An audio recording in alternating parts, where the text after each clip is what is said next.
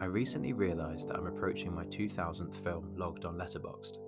Now, while this might not be a milestone for anyone else, for some reason it's got me a little nostalgic and made me want to talk about how I learned to get over the guilty pleasure mindset and develop security in loving the films that I love, regardless of what the rest of the world thinks.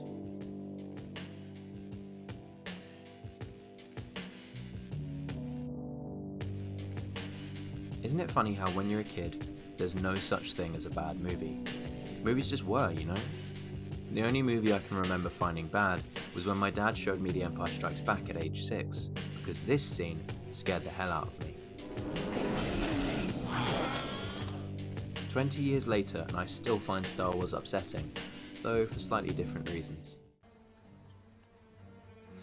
Somehow Palpatine. Fly now! I can look back now and recall the sheer confidence I had inviting all my friends over to watch The Mummy 3, Tomb of the Dragon Emperor. I had, of course, advertised this as the definitive greatest movie of all time, and with that level of enthusiasm, it probably was. Guilty pleasures are defined as activities, habits, foods, etc. that a person feels shame or guilt for enjoying because they will be judged by others. The key word here being others. As our world and our network of peers matures and expands, the criteria for what actually makes a film objectively good is an inevitable struggle for our brains to grapple with. For me, my time studying film was actually one of the most severe periods where the guilty pleasure mindset took over my brain.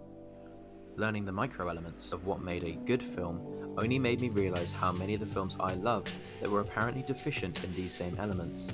My ability to talk with confidence about films I enjoyed was at an all-time low, especially now that I had developed a chronic habit of comparing my private opinions to those of a bunch of random internet critics that I had never met. This continued for a long time. I would rate movies based on the quality of their elements and what other people thought about them. My own feelings were barely involved. Then, finally, the very same catalyst for all this toxicity became the reason that it started to improve. I was lucky enough to start moving in friendship groups where judgment was much lesser, if present at all. These people were accepting of movies solely because I liked them for my own reasons. No other criteria was needed. If I told them we needed to watch Rocky, we'd sit down and watch Rocky. If I told them we needed to watch Ghost Shark, we'd sit down and watch Ghost Shark. I actually agreed to live with a bunch of my now best friends, solely on the basis that they'd got drunk and watched 2006's Stormbreaker the night before I met them. Suddenly, if I could make an argument for why a movie was worth watching, my peers would hear me out and more than likely be a willing audience, and I would do the same for them. I came to realise that, instead of having opinions that were just a dull reflection of what the rest of the world thought, it would be more interesting and even healthy for everybody if I just rated films on my own individual metric. How much I enjoyed movies for me. Obviously, the micro elements are still a factor. I can still interpret whether a movie is well shot or it isn't.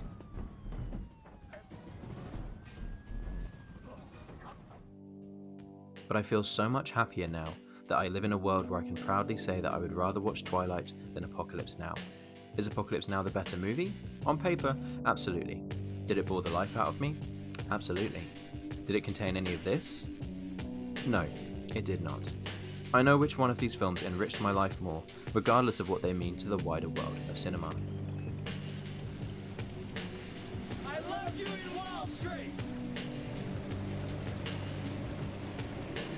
I want to stress that it's not all just as simple as what's more fun.